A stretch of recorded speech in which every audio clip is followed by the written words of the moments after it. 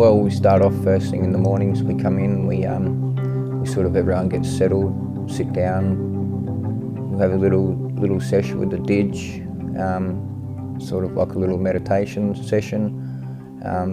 Once the DIG is finished, we sit around and we sit in silence for a minute or so.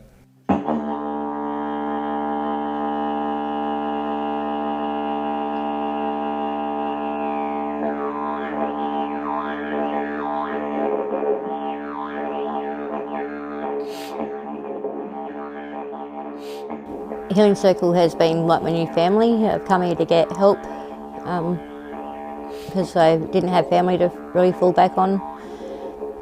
Healing Circle has been a great place for me to come to openly talk and trust people about past things. Methamphetamines, ice has been a big problem here in Port Lincoln. The need to get out and reach out to the community, people, that there is help and support out there and they're not alone.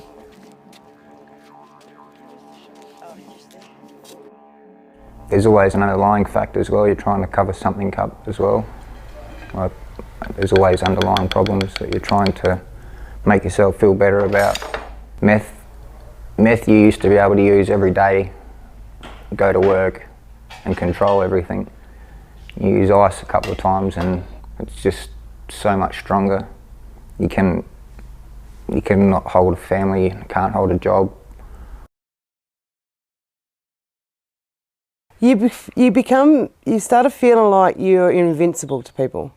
Like it doesn't matter, you felt like you're 10 foot tall, built like a brick shit, and that nothing could tear you down. Like once I got the good feeling of after using with injecting it, the traumas that I experienced as a child, the abuse that I'd been through as a child, all that sort of stuff, it just made it all go away. Yeah, when we decided to open up Circle, we didn't really want to have so much structure and routine about it because we were worried that having too much structure might scare people off and, you know, not want to have them in a setting where they have to have so many guidelines and rules. You know, we wanted to have it a little bit more formal and just rock up and sort of get comfortable, and if you're willing to talk, you can talk, and if you're not comfortable talking at the start, then have a couple of sessions, and most people are pretty comfortable to open up after the first session. So, have a cooked lunch each day. If it's nice weather, I like to put the barbecue outside and crank the barbie up, or if it's a bit cold, then we'll cook like casseroles or spaghettis and things like that, and do takeaway meals with what's left over. We can give out to clients that might not have something warm to eat for the night. A couple of them that haven't turned up today. That would see Marcus. It makes you feel like you're cooking and preparing food for a family.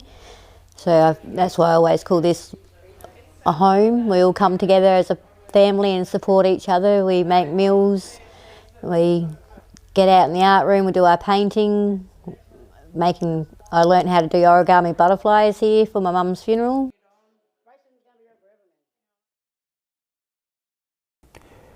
Keeps you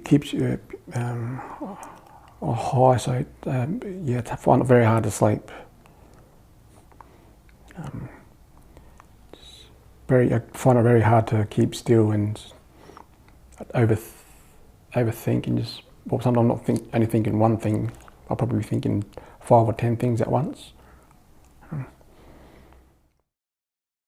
I've been using the We Can Do It app for probably roughly 2 years. That's probably one of the best things about it, is if people aren't able to get to see like a proper drug and alcohol counsellor or somebody that's got experience in that field, then they can jump on the app and there's people that can help you with it as you go. Who could you tell?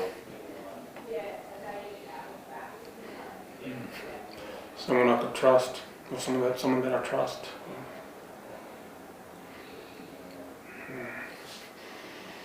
Talk to me.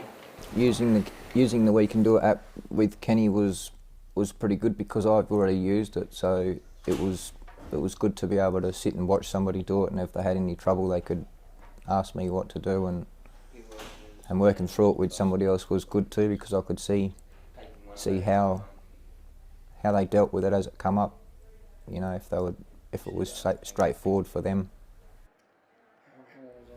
If you're willing to try it that one time, then odds are you're going to get addicted to it. And I think it's like a recovering ice addict. There's like 2% of all people that use ice can stop and stay off ice for the rest of their life. 2%.